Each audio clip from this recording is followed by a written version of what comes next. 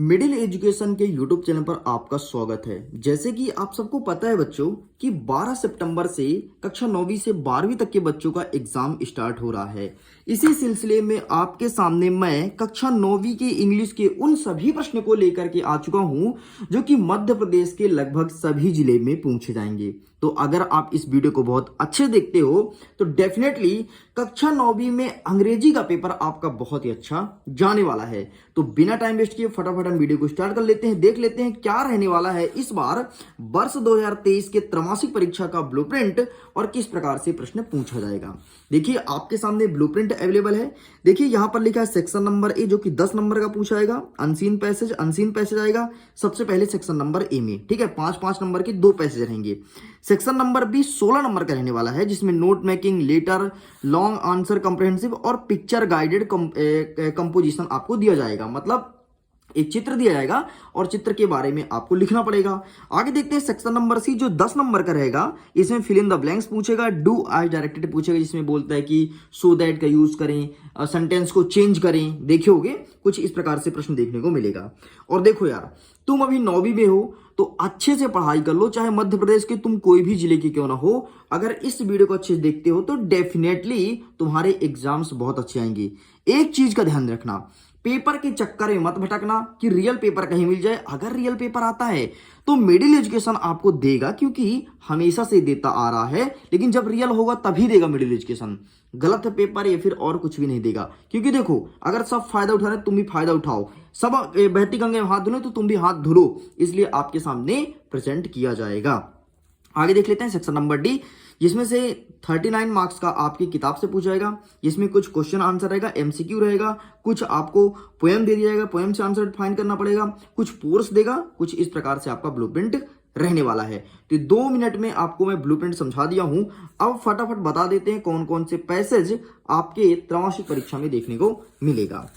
ठीक है, एक मॉडल पेपर दिया, ये भी काम की चीज नहीं है क्योंकि वार्षिक परीक्षा में काम आएगा तो वो सब मैं बताऊंगा। अभी आप त्रैमासिक के हिसाब से देख लो। देखिए यहां पर लिखा है section number A reading comprehension, मतलब यहां से टोटल 2 प्रश्न पूछा जाएगा। एक प्रश्न रहेगा 5 नंबर का, इसीलिए लिख दिया 2 पैसेज गुणे 5 मार्क्स ईच इक्वल 10 मार्क्स, मतलब 10 नंबर का प्रश्न यहां से पूछा जाएगा। तो देखिए बेटा मैं आपको ज्यादा पैसेज पर टिक नहीं कराऊंगा, आपको सिंपल सा या फिर अधिकतम 5 से 6 पैसेज पर टिक कराऊंगा। अच्छे से पढ़ लेना यार, 5 से 6 कोई बहुत नहीं कहलाता है। फिर चाहे तुम कोई भी जिले के हो डेफिनेटली तुम्हारे एग्जाम में देखने को मिलेगा। तो सबसे पहले आप देखिए पैसेज नंबर 3। पैसेज नंबर 3 कहता है कि we are living in the age of science. ये प्रश्न आपके एग्जाम में पूछा जाएगा, स्क्रीनशॉट लीजिए। ठीक है, ये रहा आगे के पैसेज, यहां से पूरा स्क्रीनशॉट लो, इसका स्क्रीनशॉट लो, ये पूरा उत्तर के साथ है। अगर इसका पीडीएफ डाउनलोड करना है ना तो लिंक डिस्क्रिप्शन बॉक्स में दिया है, जाओ जाकर के पीडीएफ को डाउनलोड कर लो। ठीक, चलिए आगे बढ़ते हैं, देखते हैं नेक्स्ट पैसेज। नेक्स्ट देखो 6वां नंबर पैसेज जो हेलन केलर संबंधित है। एक जिला के पेपर में ये प्रश्न दिया गया है। जिले का पेपर मेरे पास अवेलेबल है, मैं देख भी लिया हूं। वो पेपर मैं आपको बाद में दिखाऊंगा। सबसे पहले आईएमपी क्वेश्चंस आपके सामने प्रेजेंट करूंगा।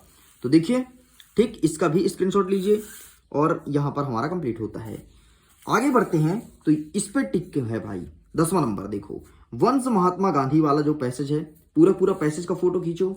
ये रहे इसके प्रश्न, ठीक है, और ये रहे पूरे आंसर। तो please take a screenshot. Okay, चलिए आगे बढ़ते हैं, देखते हैं प्रश्न नंबर 12। 12वां नंबर जो कहता है जो हिमालय संबंधित एक पैसेज दिया गया है। ठीक है, तो आप इसका फोटो खींचिए, यहां से इनका फोटो खींचिए और ये यहां तक आपको एंड करना है।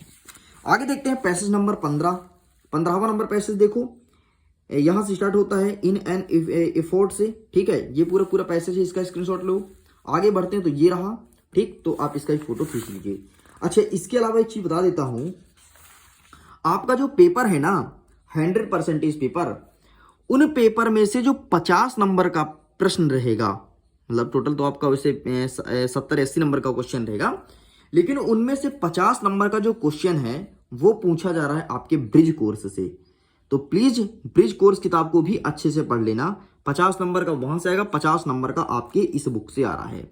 तो ब्रिज कोर के सभी आईएमपी क्वेश्चंस को भी मैं बता दूंगा, टेंशन मत लो।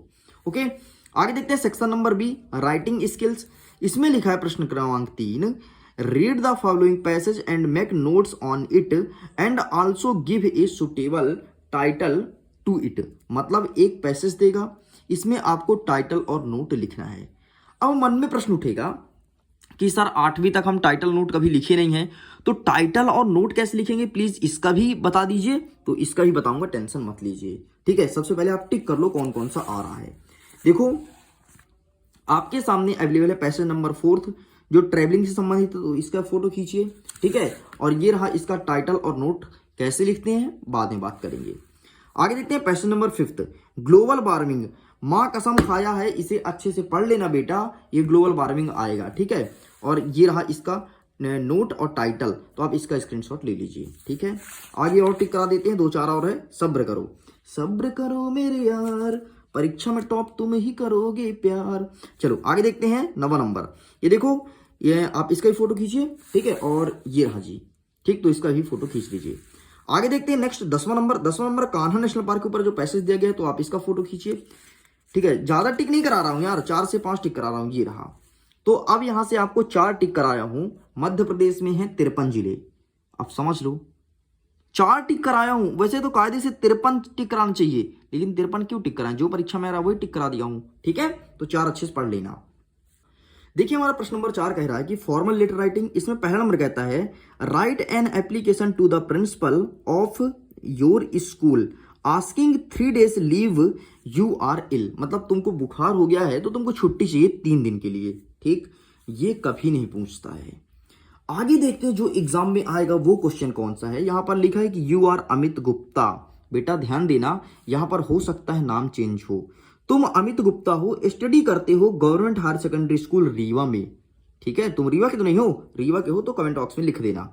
आगे देखते हैं write an application to your principal to issue transfer certificate as your father has been transfer to Shivpuri, मतलब आपको ट्रांसफर सर्टिफिकेट टीसी के ऊपर आपको लिखना है, ठीक है, कि आपके पिताजी का ट्रांसफर शिवपुरी के लिए हो गया है।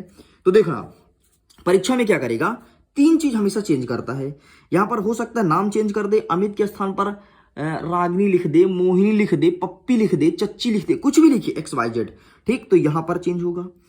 दूसरा आपका चेंज होता है कि आपके पिताजी का ट्रांसफर शिवपुरी ना होकर के भोपाल हो जाए, इंदौर हो जाए, जबलपुर हो जाए, शहडोल हो जाए, रीवा हो जाए, कलकत्ता हो जाए, कहीं हो सकता है, ये चेंज होता है। बस इतना चीज चेंज होता है। और इसके बाद जो तीसरा चीज है वो हो सकता है कि आपके स्कूल का नाम चेंज हो जाए, यहां पर government higher secondary school Jabalpur लिख दे, शहडोल लिख दे, भोपाल लिख दे, कुछ भी लिख सकता है, इस चीज का ध्यान रखना, ठीक है बेटा। तो 3 चीज चेंज होता है, तो 3 चीज आपको भी चेंज करना पड़ेगा। सबसे पहले आप यहां से लेकर के यहां तक का स्क्रीनशॉट लो, ठीक है, फिर यहां से लेकर यहां तक का स्क्रीनशॉट लो, पूरा पूरा उत्तर आपके सामने है। अब जब ये चीज चेंज होंगे तो हम आपको बताएंगे, ठीक है। और आपको सिंपल सा, जब जैसे नाम चेंज हो अमित गुप्ता, तो यहां पर अमित के स्थान पर सीता दिया है तो यहां पर सीता लिख देना, ठीक है। आपके पिताजी का ट्रांसफर शिवपुरी ना होकर के भोपाल हो तो यहां भोपाल लिख देना। बस इतना चेंजिंग करना है, इतना कर लिए तो स्कूल के टॉपर तुम बनोगे, इस बात की गारंटी मिडिल एजुकेशन लेता है। आगे देखते हैं तीसरा number, you are Nishi studying in government higher secondary school Morena, तुम्हारा नाम निशी है, देखो नाम तो कुछ हो सकता है, ठीक है।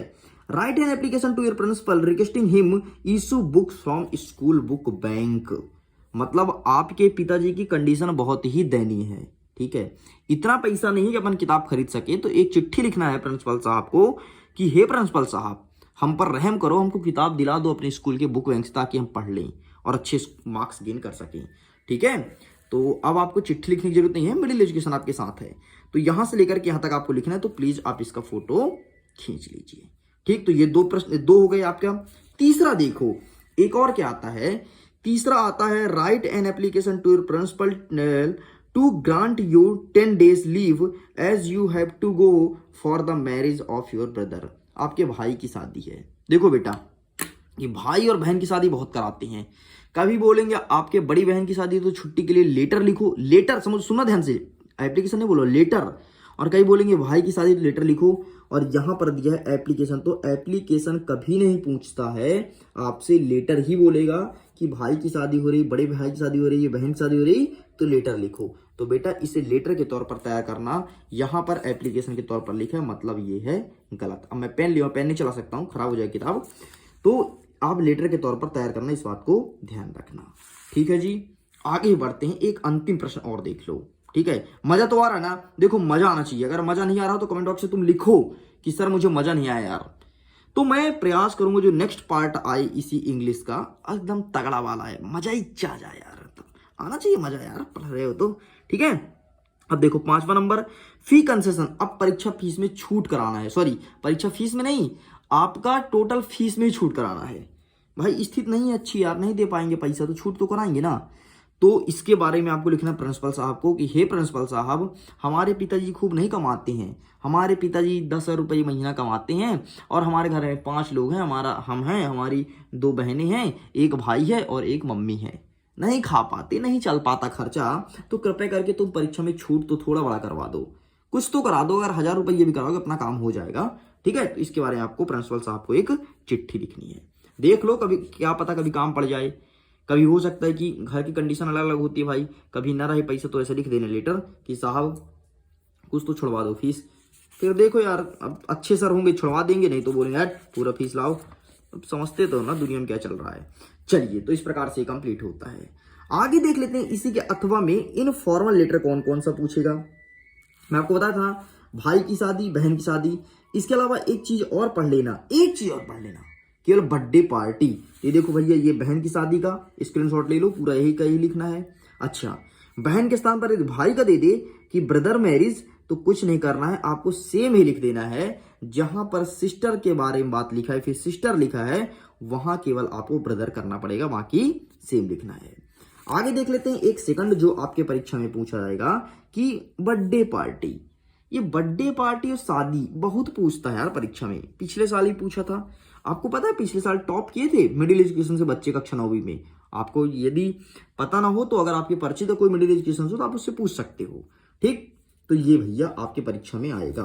बस इतना लिख देना मेरे बच्चे, डेफिनेटली तुम टॉप करोगे। ये देखो, ये फिर बर्थडे पार्टी सेम चीज है, वही बर्थडे पार्टी। इसका फोटो ले लो, लेना चाहते हो तो रुको अच्छे से ले आओ, क्या दिक्कत है यार।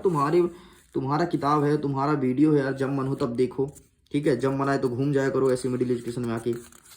देखो यहाँ पर तगड़ा कंटेंट मिलेगा, नो डाउट यार, टॉप तो करोगे। ठीक है, आगे बढ़ते हैं। अब ऐसे आर्टिकल और पैराग्राफ दिया है, फटाफट ऐसे में टिक कर लो। ऐसे के लिए तो आपके पास किताब अवेलेबल है, तो वहां से देख लेना। सबसे पहले an India festival, wonder of science और इन्वायरमेंट प्रोटेक्शन, और तीसरा इंपॉर्टेंस ऑफ ट्री। बस ये 4 चीज अच्छे से पढ़ लेना।